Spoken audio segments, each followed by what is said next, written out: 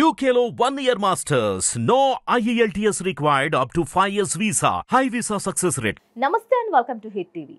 ఇటీవల AP assembly ఎన్నికల్లో ఓటమి పాలవడంతో జగన్ కి గట్టి దెబ్బే తగిలినట్లయింది. దీంతో వైసీపీ అధినేత వైఎస్ జగన్ పార్టీలో బలోపేతంపై దృష్టి సారించారు. ముఖ్యంగా సొంత జిల్లాలోనే కూటమి ధాటికి వైసీపీ కుదేలైంది. కడప జిల్లాలో ఉన్న మొత్తం 10 అసెంబ్లీ స్థానాల్లో కేవలం 3 స్థానాలనే గెలుచుకుంది. ఈ నేపథ్యంలో సొంత జిల్లా నుంచే పార్టీ బలోపేతంపై వైఎస్ జగన్ దృష్టి సారించారు. ఈ క్రమంలో కడప జిల్లా వైసీపీ అధ్యక్షుడిగా తన మేనమామ మాజీ ఎమ్మెల్యే రవీంద్రనాథ్ రెడ్డిని జగన్ నియమించారు. ఇప్పటి వరకు ఈ పదవిలో కడప మేయర్ సురేష్ బాబు ఉన్నారు. అలాగే అన్నమయ్య జిల్లా వైసీపీ అధ్యక్షుడిగా రాజంపేట ఎమ్మెల్యే ఆకేపాటి అమర్నాథ్ రెడ్డిని నియమించారు. ఇప్పటి వరకు అన్నమయ్య జిల్లా వైసీపీ అధ్యక్షుడిగా రాయచోటి మాజీ ఎమ్మెల్యే గడికోట శ్రీకాంత్ రెడ్డి వ్యవహరించారు. ఇక అన్నిటికంటే ముఖ్యంగా ఇప్పటి వరకు తన మేనమామ రవీంద్రనాథ్ రెడ్డి ప్రాతినిధ్యం వహించిన కమలాపురం నియోజకవర్గానికి ఇన్ఛార్జిగా తన భామర్ది నరేన్ రామాంజనేయ రెడ్డిని జగన్ నియమించారు. నరేన్ మరెవరో కాదు, రవీంద్రనాథ్ రెడ్డి కుమారుడు. రవీంద్రనాథ్ రెడ్డి స్వయాన వైఎస్ జగన్ కు మేనమామ, స్వయాన జగన్ తల్లి విజయమ్మకు తమ్ముడు.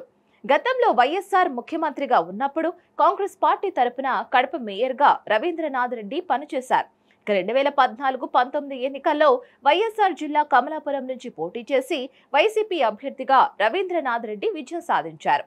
2024 ఎన్నికల్లోనూ గెలిచి హ్యాట్రిక్ సృష్టించాలనుకున్న ఆయన ఆశలు నెరవేరలేదు. టీడీపీ అభ్యర్థి చేతిలో ఓడిపోయారు. కాగా కమలాపురం వైసీపీ ఇన్ఛార్జిగా నియమితులైన నరేన్ రామాంజనేయ రెడ్డి ప్రస్తుతం కడప జిల్లా చింతకొమ్మదిన్నె జెడ్పీటీసీగా పనిచేస్తున్నారు.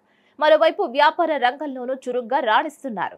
ఈ మధ్య కాలంలో ఆయనపై వైఎస్ఆర్ హయాంలో కేటాయించిన కుందు ప్రాజెక్టు భూముల వ్యవహారంలో ఆరోపణలు వచ్చాయి. వీటిని అతి తక్కువ ధరకే నరేన్ దక్కించుకోవాలని చూస్తున్నారని కొన్ని పత్రికలు వార్తలు ప్రచురించాయి.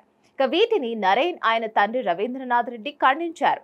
కాగా ఇటీవల ఎన్నికల్లో తన తండ్రి రవీంద్రనాథ్ రెడ్డికి బదులుగా నరేన్ రామాంజనేయ రెడ్డి పోటీ చేయాలని భావించారు.